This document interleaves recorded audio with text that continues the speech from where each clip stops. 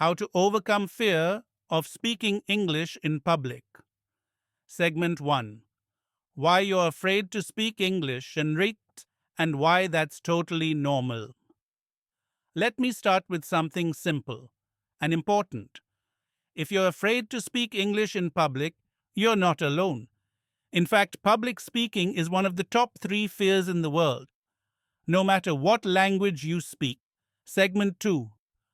Rewiring your brain for English confidence. Let's begin with a simple truth. You were not born afraid to speak English. You weren't born shy.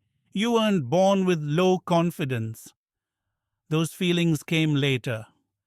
They came from experiences, messages, and repeated thoughts, often repeated so many times that they feel like truth. But here's the most powerful thing I can tell you. Just like your fear was learned, your confidence can be trained. And it starts with rewiring your mind, sentence by sentence. Let me show you how. What confidence really is. Confidence is not being loud, being perfect, having no fear. Confidence is simply this: trusting your ability to figure it out, even when you don't know what to say. It's about speaking anyway, trying anyway, continuing even when your heart is racing and your grammar is messy. And that kind of confidence, it's not something you're born with. It's something you practice until your brain accepts it as truth. Your brain, a confidence machine. Here's what neuroscience tells us. Your brain changes based on repetition. Every time you say, "I can't speak well," "My English is bad," "They'll laugh at me," your brain treats those words like instructions. It starts building neural pathways around fear. It creates what psychologists call a negative loop. Thought, emotion, behavior, result reinforces thought. But here's the good news. You can reverse it. Let's flip the script and use repetition to train new beliefs. Step 1. Interrupt the fear. You can't stop thoughts from entering your mind, but you can choose what to do next. When the fear shows up, and it will, use this 3-second technique. Thought: what if I sound stupid? Interrupt. Say aloud: stop, that's not helpful. Replace: even if I make mistakes, I'll still be proud for speaking. This isn't about lying to yourself, it's about giving your brain a more useful focus. Step 2. Install a confidence phrase. You need a go-to sentence that becomes your anchor in stressful moments. Here are a few you can borrow, or customize. My English doesn't have to be perfect to be powerful. I'm here to connect, not to impress. If I stay silent, I'll regret it more than if I make a mistake. Every sentence I speak is a win. Choose one. Say it daily, write it, record it, repeat it. Let that phrase override the noise in your head. Step 3. Train confidence. Like a muscle.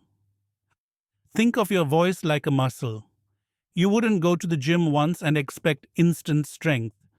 Fluency is no different. Here's a daily 5-minute routine to train English speaking confidence. 1. Mirror sentence 1 minute. Look in the mirror and say, "I'm practicing, I'm learning, I'm doing my best," and that's enough. Feel it. See your face. 2. Shadow. A confident speaker, 2 minutes. Find a short video or podcast. Shadow the speaker, match their tone, feel their rhythm, be bold with your voice. 3. Speak freely, 2 minutes. Talk about your day, your goals, your thoughts. Don't correct yourself, just flow. That's your brain gym. Every day you repeat this, you're telling your brain, "This is normal now. Speaking English is part of who I am." The power of micro wins. When you think of confidence, you may imagine giving a big speech or answering perfectly in a meeting. But confidence isn't built in big wins, it's built in micro wins. Here are examples of micro wins: saying hello to a stranger, ordering your coffee in English, asking one question in a meeting, saying, "Can you repeat that?" without shame. Speaking even when you're nervous, each one is like a coin in your confidence jar, and eventually the jar is full. What to do when you mess up? You will make mistakes. You will forget words. You might freeze. That's part of the process. The most confident speakers don't avoid mistakes. They bounce back. Let's try a mindset shift. Instead of saying, "I failed," say, "I'm proud I spoke, even if it wasn't perfect." Then reflect. What did I learn? What can I say differently next time? This is how mistakes become fuel for growth.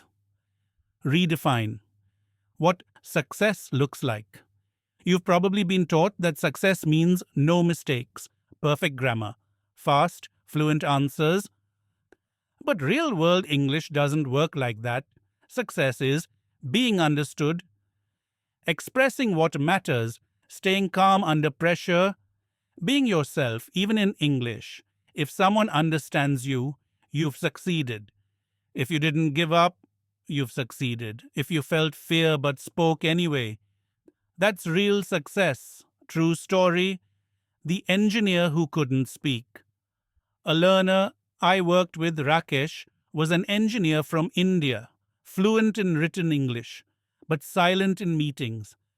He told me, "When it's my turn to speak, I feel like a fraud." So we worked on this thought. I don't have to be perfect, I just have to share my idea. He repeated it every day, days before every meeting. Then one day he raised his hand and shared one sentence. Just one. That moment changed everything, because his confidence didn't come from what he said, it came from deciding to speak at all. That's the mindset shift we're building. Final message for today. Your fear is not a problem to solve. It's a signal to grow. And confidence, it's not magic, it's not luck, it's muscle memory. Speak often, speak small, speak even when it's scary, because your voice deserves to be heard and it gets stronger every time you use it. Now, combine that fear with a language that isn't your first, and suddenly that fear can feel 10x stronger. The good news: you can train your mind and your voice to overcome it.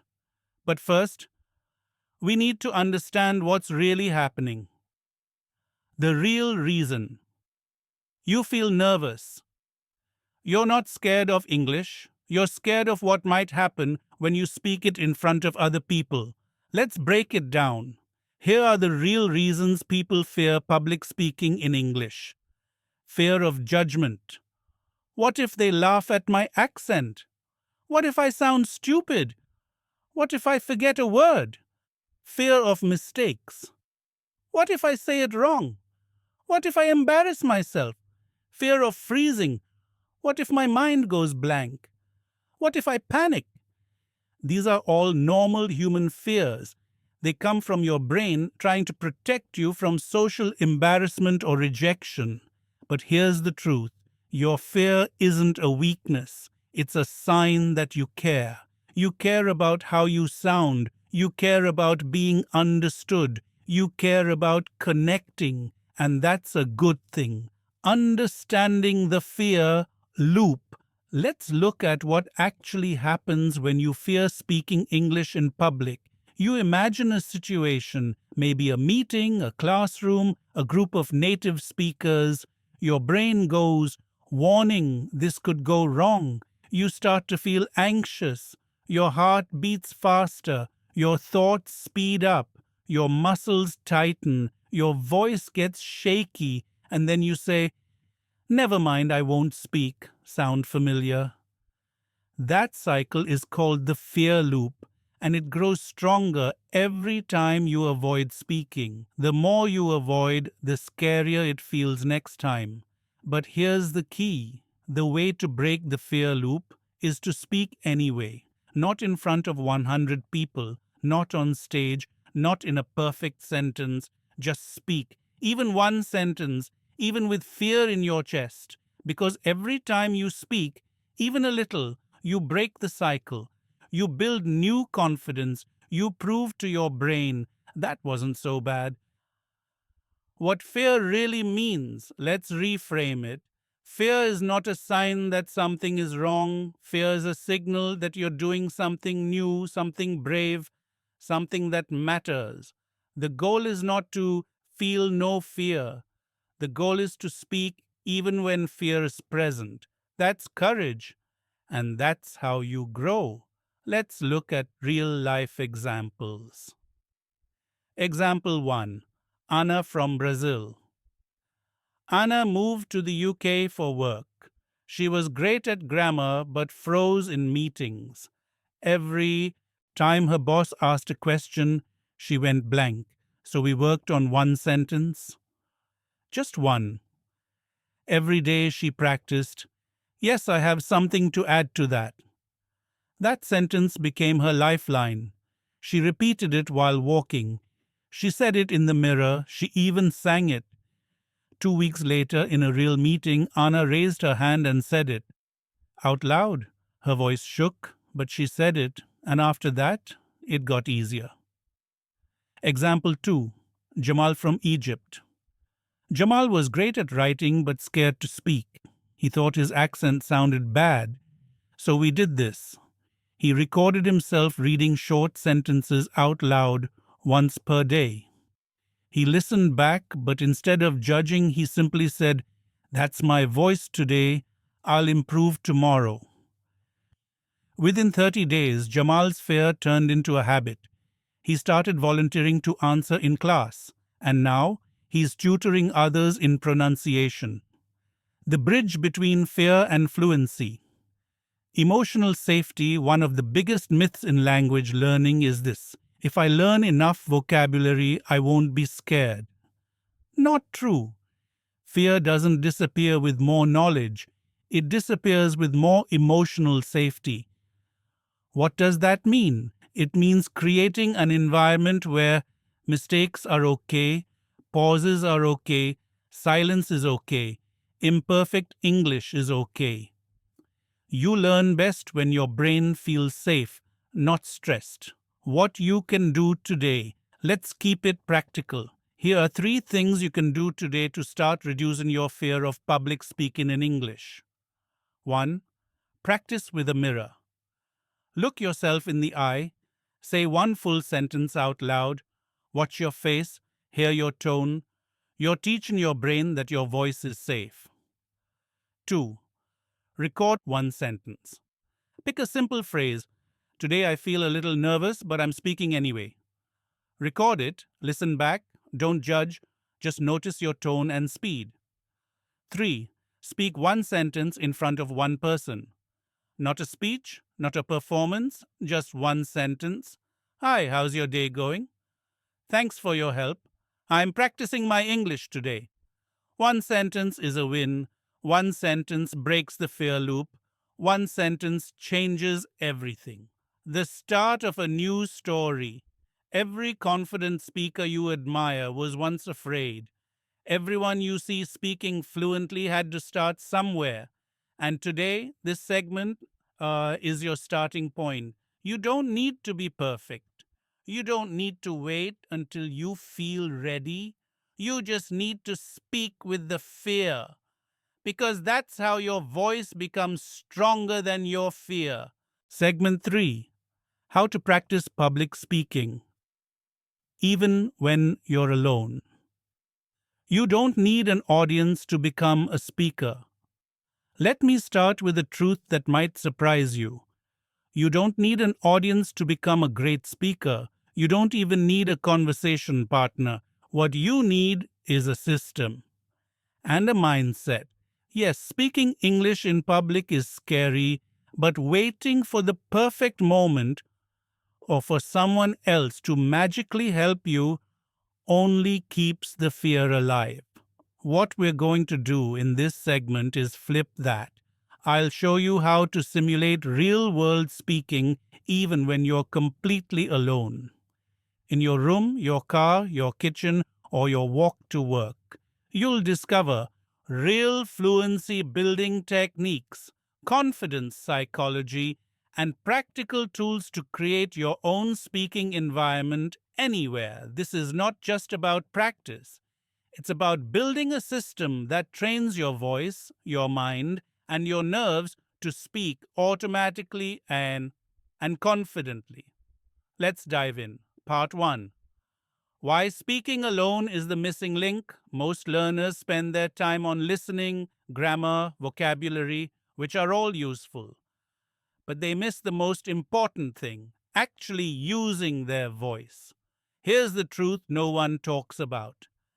The fear of public speaking isn't just about English, it's about not being used to hearing yourself speak. Your brain gets nervous because it doesn't recognize your own voice in English. You're not used to expressing thoughts out loud. You haven't trained your vocal rhythm in this new language. So when the moment comes, your body tenses, your mind goes blank.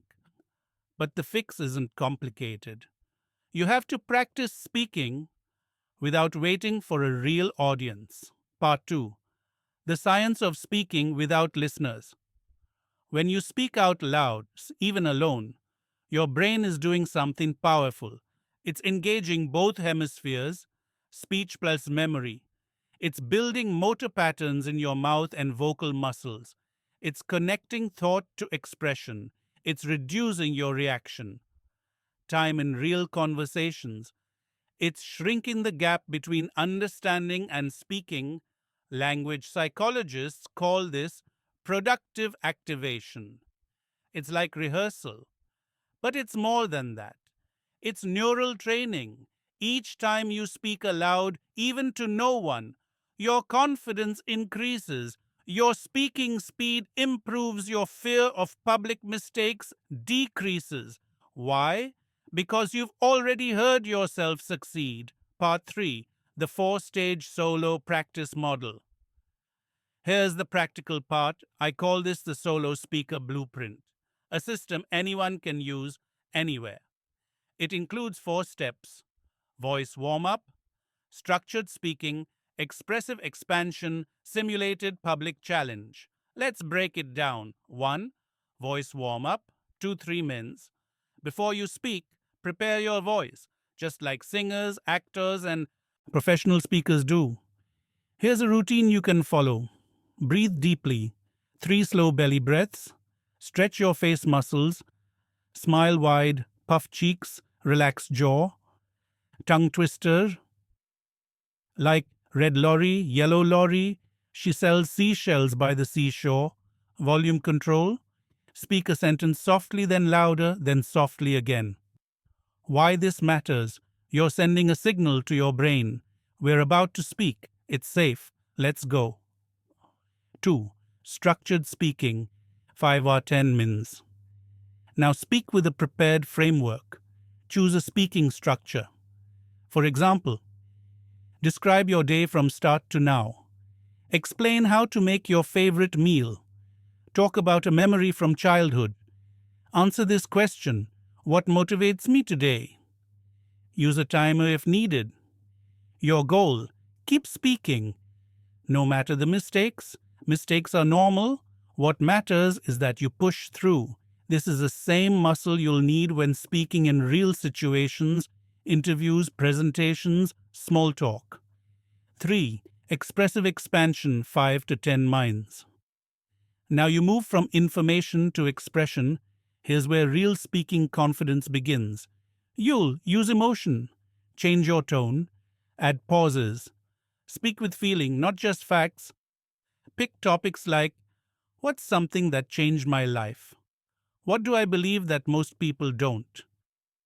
If I had 60 seconds to inspire someone, what would I say? Why this works? You stop being just a learner and start becoming a speaker. This trains the performance side of your brain, the one that helps you stay calm and expressive under pressure. 4. Simulated public challenge, 2 to 5 mins. Here's where you simulate public pressure, but in a safe space. Options: record yourself on video. Stand up and speak as if you're in front of a group. Use a mirror to make eye contact with yourself. Walk around your room while speaking like you're on stage. The key is to feel slightly uncomfortable. That's how you stretch your comfort zone. You can say things like, "Hello everyone, my name is..." Today I want to talk about. One thing I've learned is practice owning the room, even if the room is your bedroom. Part 4. How to stay motivated alone. Let's be honest, practicing alone can feel boring, awkward, or even pointless.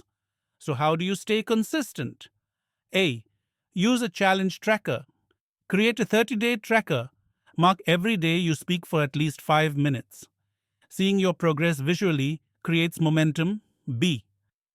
Create a speaking journal. Each day, write one sentence about what you spoke about, what felt easier, what you want to improve. This reinforces growth and creates self-feedback. C. Watch confident speakers. Study TED Talks, YouTubers, or presenters. Notice how they pause, how they emphasize, how they smile and then relax. Then mirror it in your solo sessions. You're not copying them, you're building your speaker identity. Part 5. The mindset shift. Speak like someone is listening.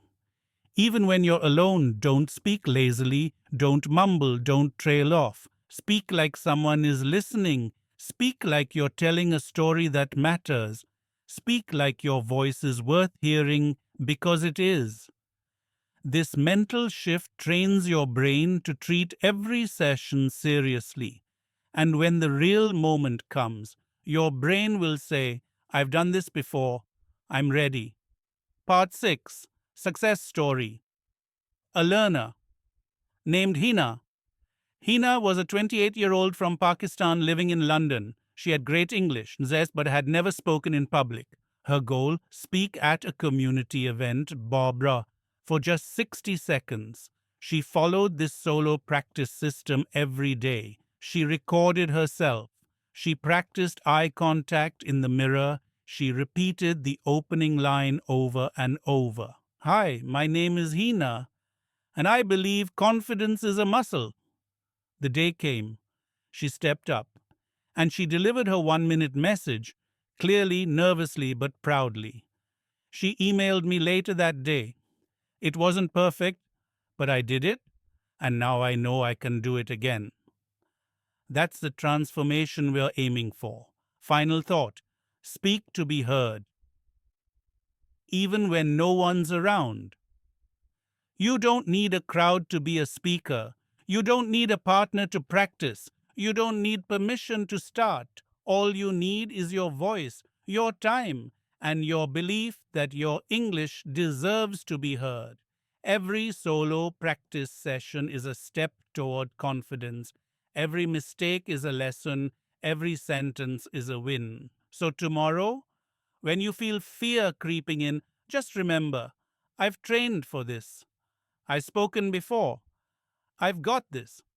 Because you're not waiting to become a speaker, you already are one. Segment 4. From private practice to real speaking. Breaking the fear barrier. Let's talk about the moment you've been building toward. You've practiced in the mirror. You've recorded your voice. You've trained yourself to speak aloud even when you're alone. But now it's time to take the next step. You're ready to bring your voice into the real world, even when fear still whispers in your ear.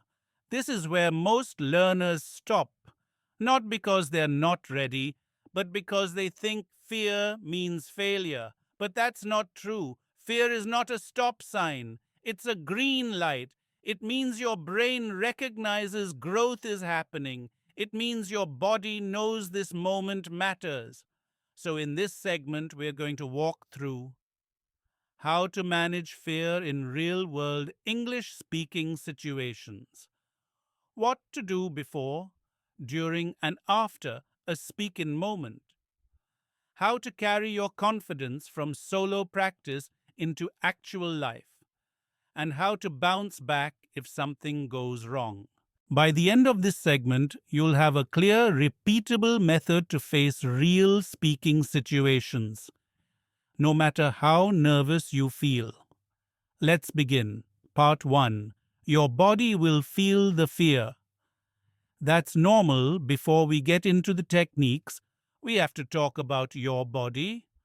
When you speak English in public, whether it's in a meeting, a classroom, or a group conversation, your brain sends a signal to your body. That signal says danger. Even if the people around you are kind, even if the situation is low pressure, your brain still reacts as if something risky is happening. Your heart may beat faster. Your hands might sweat. Your mouth might dry up. Your voice might shake. This is all part of your nervous system preparing to protect you. But you don't need protection. You need performance. And that starts by changing how you respond to those signals. Instead of saying, I'm scared, say, my body is getting ready to help me focus. Instead of thinking I'm not ready, say, this energy is my fuel. I know how to use it. You've practiced for this and your body is on your team. Part 2. Before you speak. The setup that changes everything. Let's say you're about to speak English in a real-life situation. Maybe it's a work meeting, maybe it's a class presentation, maybe it's just answering a question from someone you don't know well. Here's a step-by-step process to prepare yourself mentally and physically. Step 1. Ground yourself. Stand or sit with both feet on the floor. Take one deep breath in through your nose and breathe out slowly through your mouth. Repeat that 3 times. This simple breathing technique reduces anxiety signals from your nervous system. Step 2. Use a focus phrase. Tell yourself one sentence that you've practiced during your solo sessions. For example, I'm here to share, not to impress. My words matter. I speak with clarity. It's okay to feel nervous and still do it anyway. Say your phrase either in your head or quietly to yourself before you speak. Step 3. Prepare a starter sentence. This is a sentence you use to open your speaking moment. It could be, let me share my thought on that. That's a great question. I'd like to respond. I'd love to add something here. Having a sentence ready helps you begin with confidence instead of hesitation. This 3-step routine might take only 15 seconds, but it sets the tone for your entire speaking moment. Part 3. During the moment. Speaking. While fear's present. Now you're speaking. You're using English. You're in it. Here are tools to help you stay calm and clear while you speak. Tool 1. Speak slower than you think. When we're nervous, we tend to rush. The brain races. The mouth tries to keep up. Mistakes happen. So deliberately slow your pace. Pause between sentences. Take a breath when you need to. Use your hands to gesture. This can calm your voice. Slow speech sounds more confident, and it gives your brain time to catch up. Tool 2. Think in points, not sentences. Instead of trying to build perfect long sentences in your head, think in points. For example, point 1. We need to improve team communication. Point 2. I suggest having a short check-in every Monday. Point 3. This helps avoid confusion during the week. This reduces pressure and keeps your message focused. Tool 3. Normalize pausing. It's okay to pause. Even native speakers pause when thinking. A short pause after a sentence shows control, not confusion. You don't need to fill every second with sound. Silence can be your ally. Tool 4. Use eye anchoring. If you're speaking to a group or even one person, choose one spot, not necessarily a person, to anchor your gaze when you feel overwhelmed. This can be a clock, a plant, a chair, or a friendly face. It helps ground you when your anxiety wants to pull you away. Hand 4. What to do after you speak. Many learners make this mistake. They finish speaking and then immediately criticize themselves. I shouldn't have said that. I messed up that word. I sounded weird. This post speech anxiety can be even worse than the fear before speaking. So here's what you do instead. Step 1. Celebrate. No matter what happened, say this: I spoke. That's a win. I chose courage over silence. That alone is a massive step in your fluency journey. Step 2. Reflect. Don't judge. Ask yourself, what part felt easier than before? What's one thing I want to improve next time? What sentence am I proud I said? Write this down if you can. It helps reinforce progress. Step 3. Reset. Take a walk, breathe, hydrate, return to your normal rhythm. Speaking in public is energy intensive. Even a short interaction can leave your body tense. Give yourself space to come back to baseline. Part 5. Real Story. How Speaking Once Changed Everything. Let me tell you about Ray, a software engineer from the Philippines living in Chicago. He told me, I go to meetings, but I never say a word. Not because I don't understand, but because I'm scared they'll think I don't belong. We created a plan. For his next meeting, he had one job: say just one sentence. Any sentence. It didn't have to be perfect, so he prepared. Yes, I agree with that suggestion. He practiced it 20 times before the meeting. He whispered it while brushing his teeth. He said it during his commute. And in the meeting, heart pounding, he said it. No one clapped, no one judged, but someone nodded, and the meeting moved on. He told me later, that sentence changed something in me because it proved I could show up. Now Ray leads team updates in English every week. That's how it starts. One sentence, one shift. Part 6. Your confidence equation. Let's simplify everything you've learned so far. Here's the equation. Prepared mind plus sit trained voice plus repeated action plus say public speaking. Confidence, not perfection, not zero fear, just confidence that grows over time. And the key is repetition.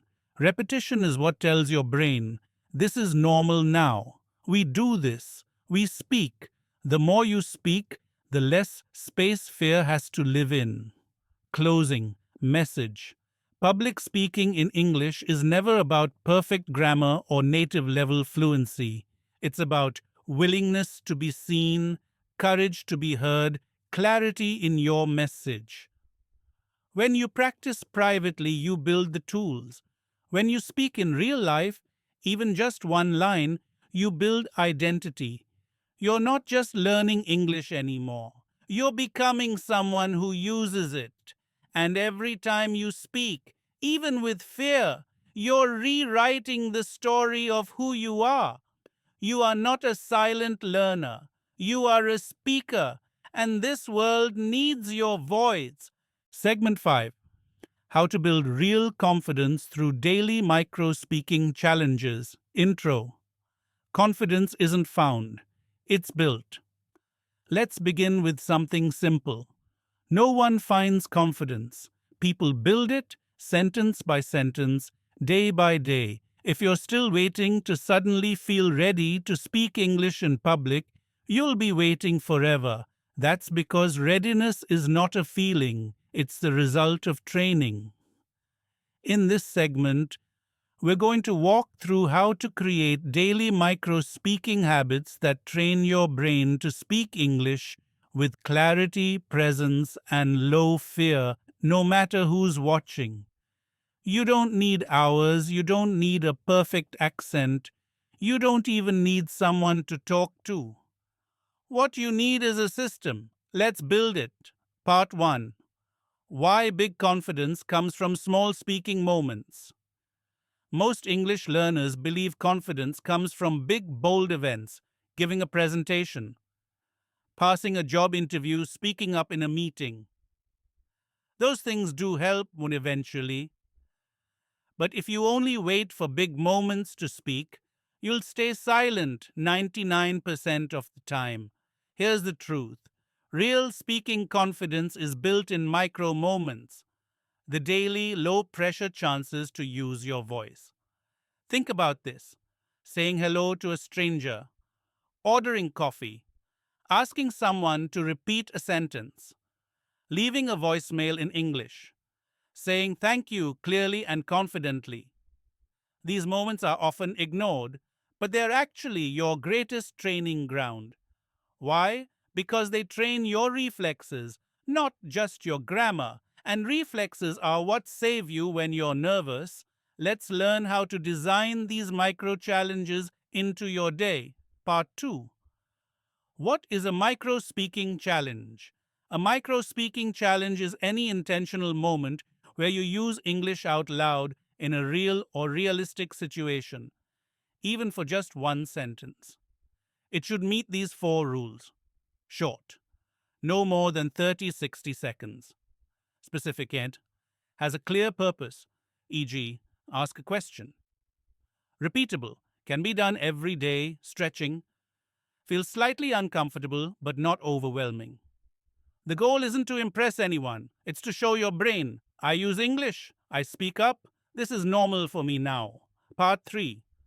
The daily 3x1 speaking formula. Now let me give you a simple system you can follow starting today. It's called the daily 3x1 formula. Here's how it works. You speak 3 times a day for 1 minute or less each time. Each speaking moment will fall into one of 3 categories: routine, speaking, social speaking, stretch, speaking. Let's break each down. 1. Routine, speaking, daily English use. This is where you describe things you're already doing, but out loud in English. Examples: narrate your morning. I'm brushing my teeth. I feel sleepy today. I have a meeting at 10. Describe what you're cooking. Now I'm boiling rice. The water's not hot enough yet. Talk to yourself while walking. I need to finish my report today. I'll probably start with the easy section. Why it works? Routine speech connects English with your daily identity. It turns the language into a tool, not a subject. You're no longer studying English, you're living in English. 2. Social speaking with another human. This is one intentional moment of English interaction with another person. Examples: asking the bus driver, does this go to Main Street? Saying to a cashier, I'll take a coffee with oat milk, please. Answering a colleague's question with a full sentence, not just a word. Saying, have a great day, with full voice and eye contact. You don't need a deep conversation. You need to get used to being heard. Why it works? Social speaking activates the part of your brain that feels public visibility. When you speak and no one reacts negatively, you teach yourself, I can be seen and heard in English and nothing bad happens. That's how fear starts to fade. 3. Stretch speaking, your daily push. This is the moment that pushes you just a little out of your comfort zone. Examples: asking someone a follow-up question.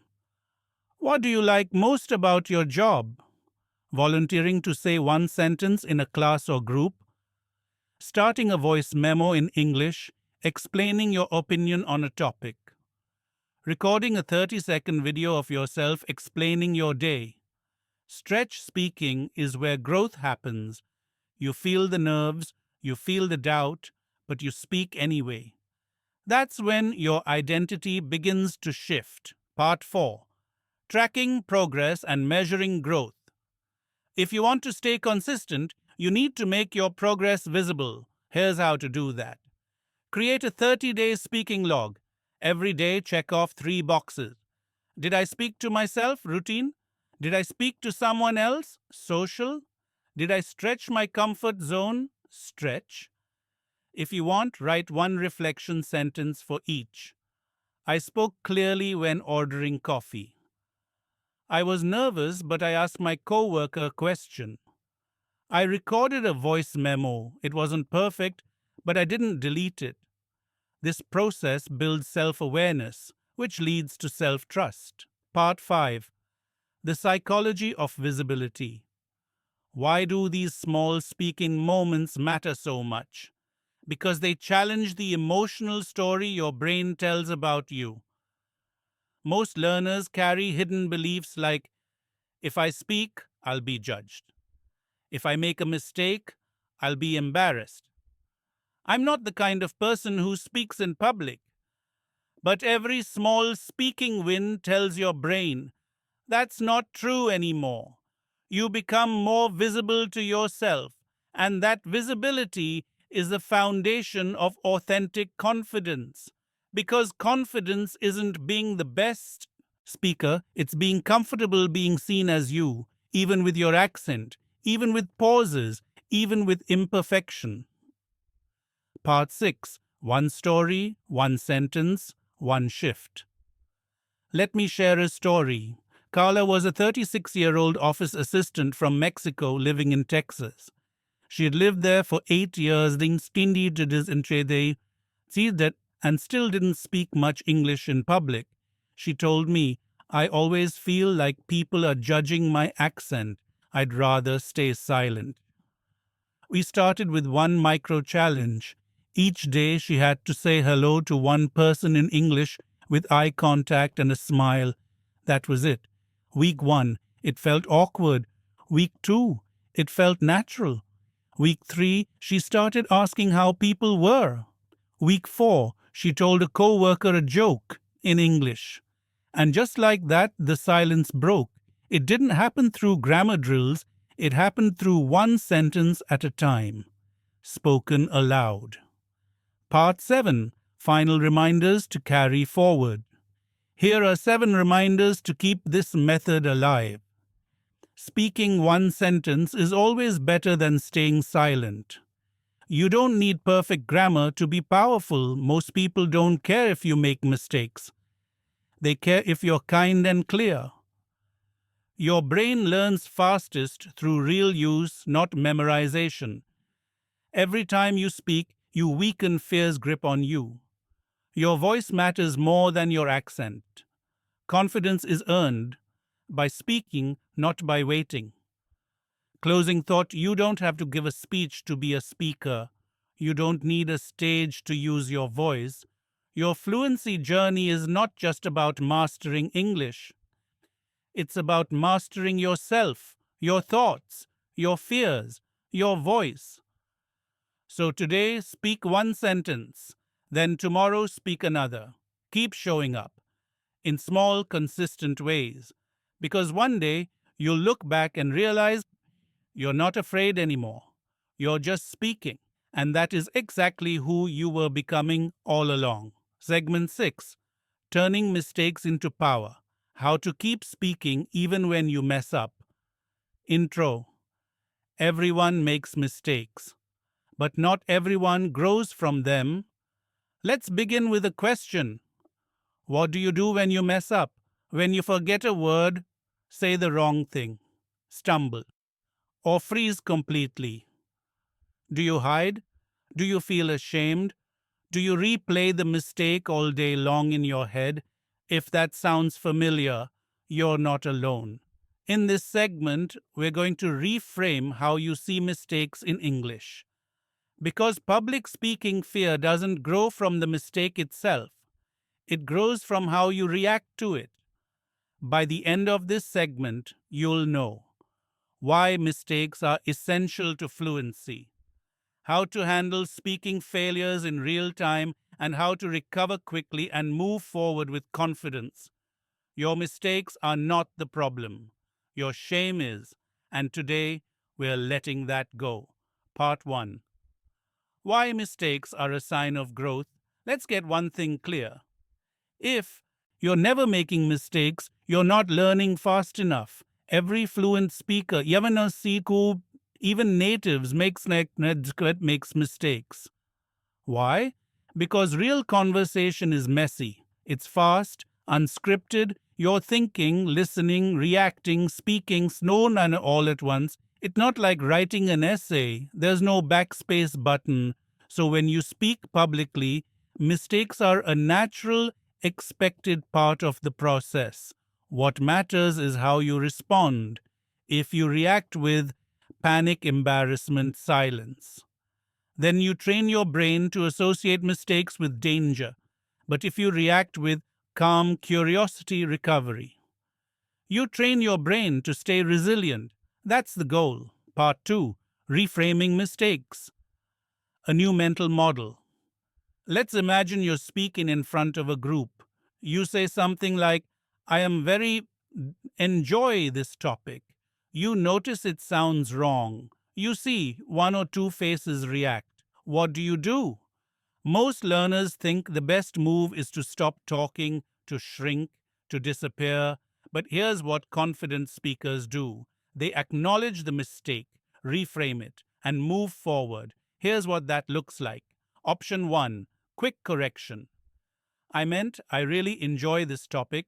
Option 2, casual humor. Well, that came out wrong. I enjoy this a lot. Option 3, keep going. They ignore the mistake and continue with confidence. The message is clear. I'm human, I make errors, and I don't need to be perfect to be valuable. This response builds your psychological safety. The number one predictor of speaking confidence. Part 3, the mistake recovery method. Here's a 3-step system you can use whenever you make a speaking mistake. Step 1, pause and breathe. Don't rush. A short pause actually shows control. Take a breath. This resets your nervous system. Step 2, acknowledge or correct. You can either correct the sentence, clarify what you meant, or simply move on. Here are some useful phrases. Sorry, I meant to say. Let me say that differently. That wasn't clear. Here's what I meant. You don't need to over-apologize. Just be clear and relaxed. Step 3, continue with purpose. Don't explain the mistake. Don't tell people you're nervous. Just return to your main idea and keep going. This teaches your brain mistakes are recoverable. Over time, your fear will shrink because you trained yourself to bounce back. Part 4, reducing shame through normalization. The real fear behind mistakes isn't the mistake itself, it's the shame, the belief that people are judging you, that you're not good enough, that you don't belong.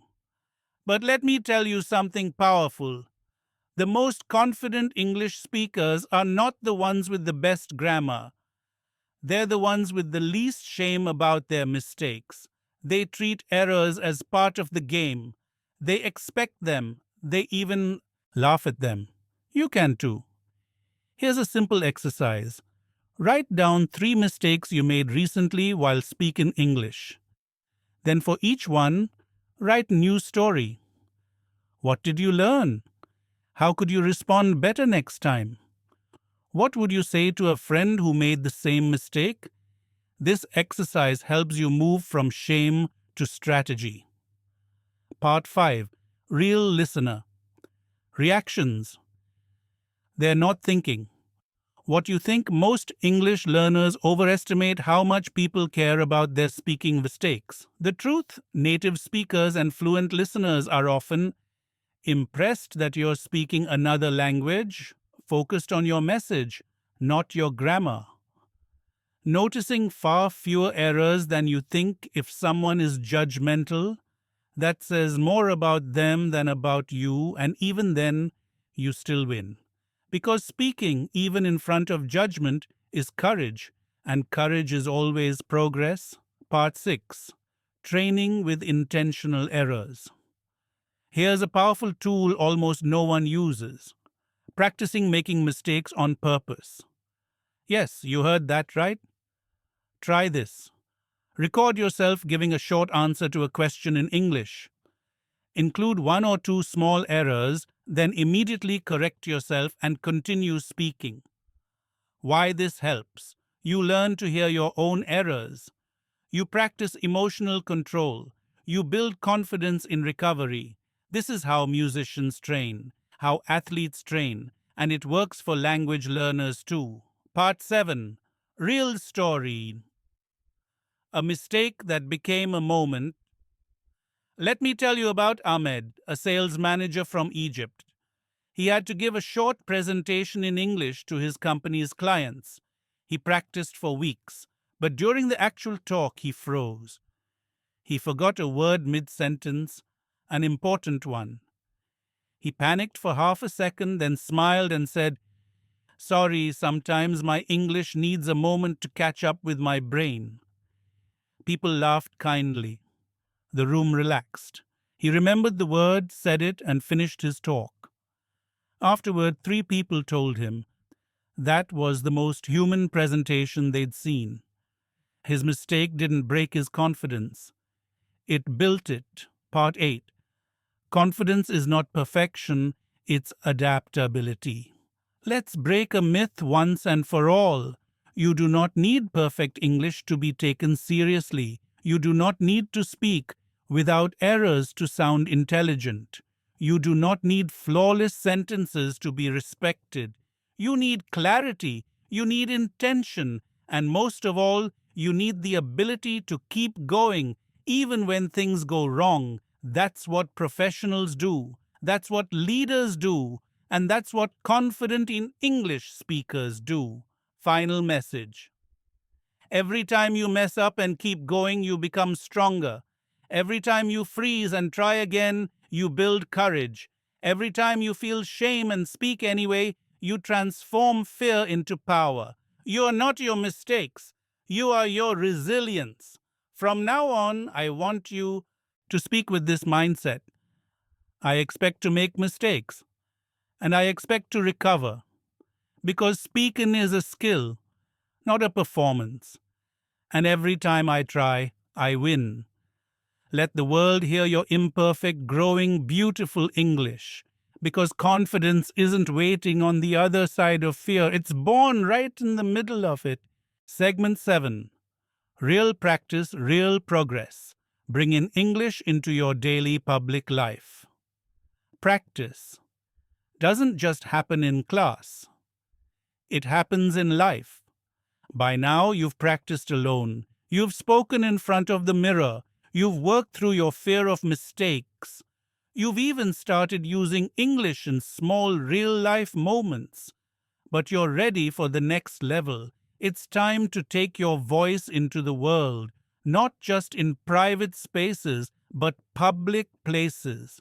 In this segment, we'll explore how to bring English into your daily public life, how to use simple activities to build confidence in real time, how to upgrade your identity from English learner to English user, and how to shift from avoidance to action in everyday settings. Because fluency isn't a place you reach, it's a lifestyle you live. Let's step into it. Part 1: English doesn't only live in classrooms. Many learners still believe the best place to practice English is a language class, an online course, a grammar app, a conversation group. These tools are useful, no question, but they're not where real speaking fluency is built. Why? Because in a class, the environment is structured. In a course, the topics are planned. In a group, people are often patient and polite. But in real life, people interrupt. You forget a word. You feel nervous. Things happen fast. That's why public situations are both scary and valuable. They're unpredictable. They're authentic. And they train your brain to speak under pressure, just like real speakers do. Part 2: The Fluency Ladder, from private to public. Here's a model I use with learners to help them level up their confidence. It's called the Fluency Ladder. It has 5 steps: silent practice, thinking in English, shadowing; private voice, speaking alone, journaling out loud; controlled interaction, tutors, apps, language exchanges; semi public speaking, ordering food, short questions; open public speaking, presentations, debates, discussions. Most learners stay stuck on step 2 or 3, repeating the same safe routines. But to break through your fear, you have to climb. Not all at once, not in one day, but step by step. Each public interaction is a rung on that ladder.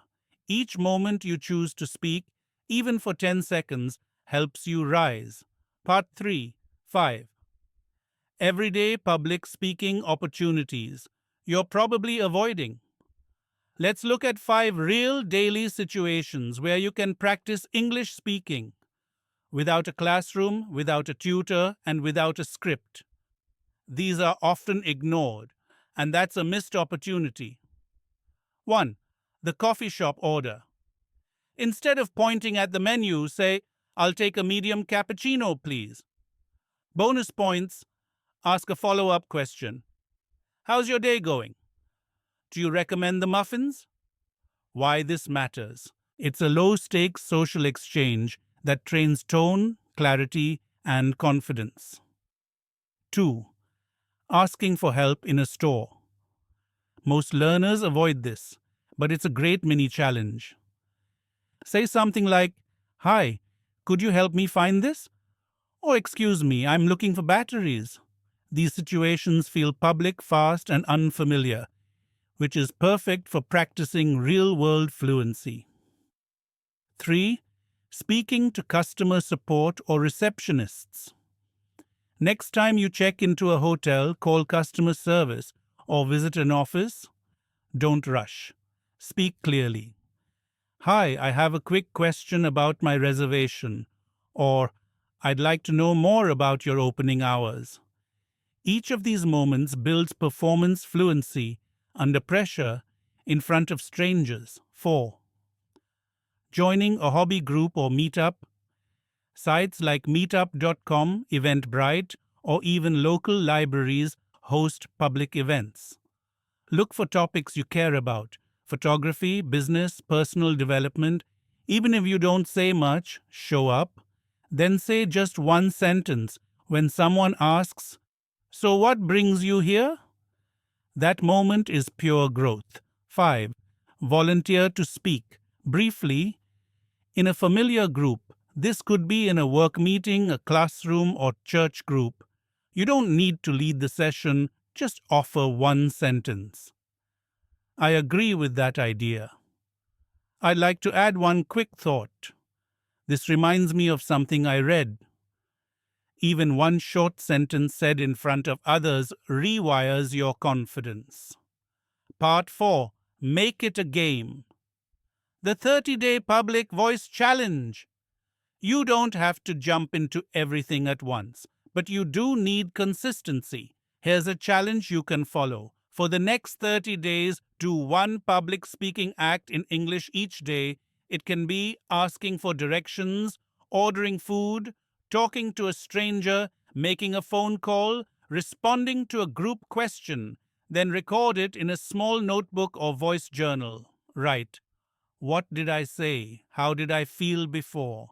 How did I feel after? What did I learn?" By day 30, you'll feel like a different person.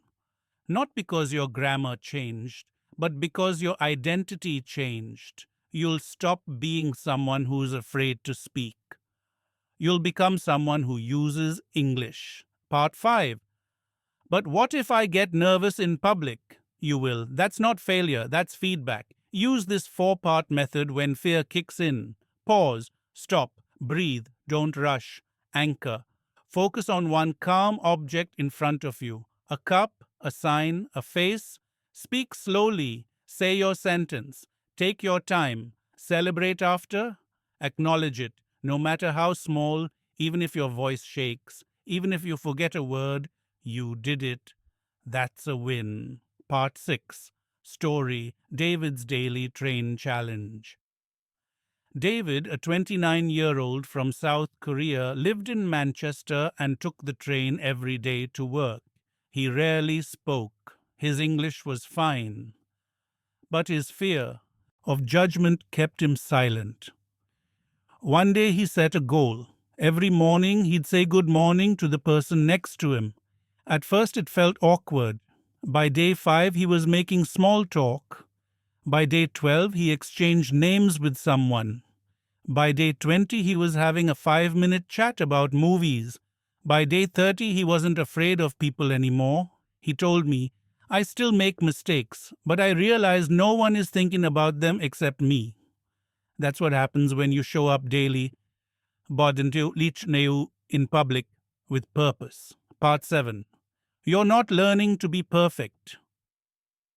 You're learning to be present. Perfection is not your goal. Your goal is to be present in English, to respond when someone speaks to you, to say your thought even if it's not perfect, to stand in your voice, not shrink from it. And presence is trained through action. Every time you choose to speak, you're casting a vote for the person you want to become, one who's visible, one who's heard, one who belongs. Closing message. You don't need a spotlight to become a speaker. You don't need a microphone to own your voice. You don't need permission to practice in public. You just need the courage to take one step every day. Start small. Stay consistent. Keep your voice moving through real spaces. Because confidence is not something you wait for. It's something you walk into. One sentence, one moment, one choice at a time, and you're already on your way. Segment 8. The new you, becoming the person who speaks English with confidence. This is not the end. It's the beginning of the real you. You've come a long way. You've faced your fear. You've practiced alone. You've spoken in real situations. You've made mistakes and recovered. You've built habits, not just hopes. And now you're not just someone who studies English. You're someone who uses it in public, in conversations, in life. This final segment is not a summary. It's a shift from who you were to who you are now becoming. Let's walk through what's next and how to keep growing from this new place of confidence. Part 1. You are not the same person who started. Look back to when you began this journey. Maybe you hesitated to speak. Maybe you feared being judged. Maybe you believed you weren't ready or good enough. But what's changed? You've spoken anyway. You've stepped into new spaces. You've said yes to challenges. You've shown up. Day after day, that's what builds identity. Not thoughts, not hopes, not perfect sentences, action. Consistent, intentional, imperfect action. Confidence isn't a personality trait. It's a side effect of showing up again and again. Even when fear is present, that's what you've done. That's who you are now. Part 2. The 3 things you must keep doing to continue growing as a public English speaker. There are 3 habits you must carry with you. 1. Speak daily. Even for 1 minute. Speaking is not something you cram into one weekly session. It's a daily rhythm. You don't need hours, you need presence. Narrate your thoughts. Speak to yourself. Talk to a stranger. Say one thing out loud. Even one sentence each day keeps your speaking reflex strong. 2. Fail publicly and recover gracefully. Your fear of speaking in public won't disappear forever, but your ability to bounce back is what matters. You'll still make mistakes. You'll still freeze sometimes, but now you know how to recover. Every mistake is a training rep. Every moment of doubt is an invitation to grow. You're not afraid of mistakes anymore because you trust yourself to respond. 3. Visualize the person you are becoming. This isn't just about grammar or vocabulary, this is about identity. Picture this: you in a meeting sharing your opinion clearly, you giving a presentation with confidence, you leading a discussion, even if your accent is different, you helping others feel safe to speak because you were brave enough to go first. This is not a fantasy, this is your future. If you keep moving forward, part 3, the confidence loop, keep it moving.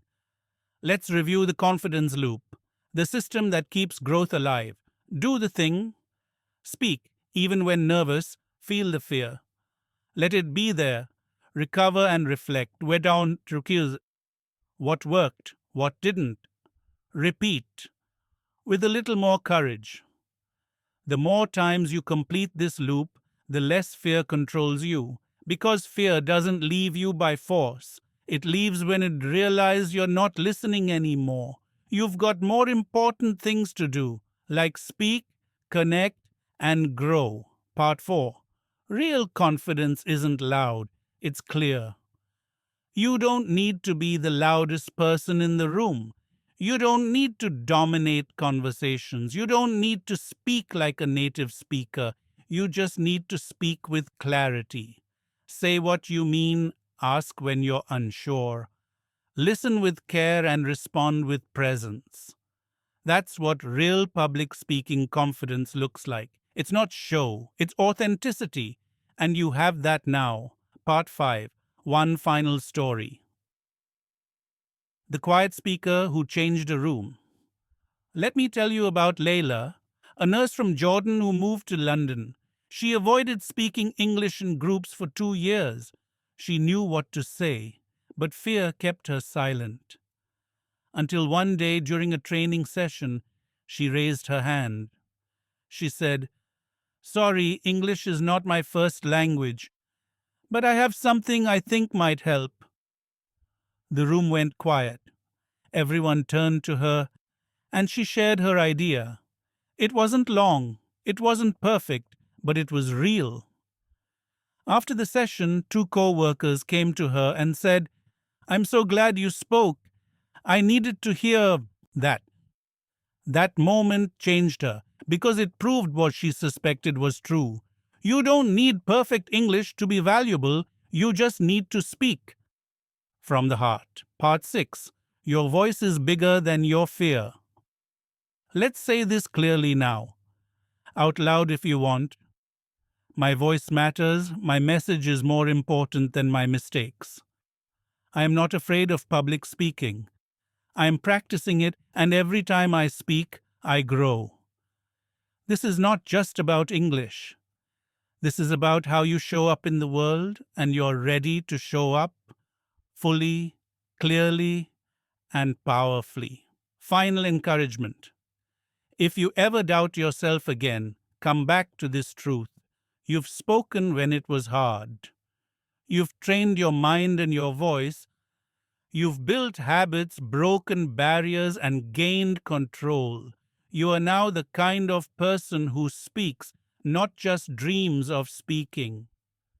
Your English doesn't need to be perfect. Your message needs to be present. So speak it. Speak it in meetings. Speak it in classrooms. Speak it on the street. Speak it on stages one day, if that's your dream. And every time you do, you're creating a new identity. One brave word at a time. Closing call to action. If this journey helped you, here's what to do next. Like this video so others can find it. Comment below. What was your biggest breakthrough? Subscribe to the channel for more daily motivation and real-world fluency guidance. Let this be the beginning of your next level. The world needs more voices like yours, clear, courageous, and real. Thanks for being here. Now go speak.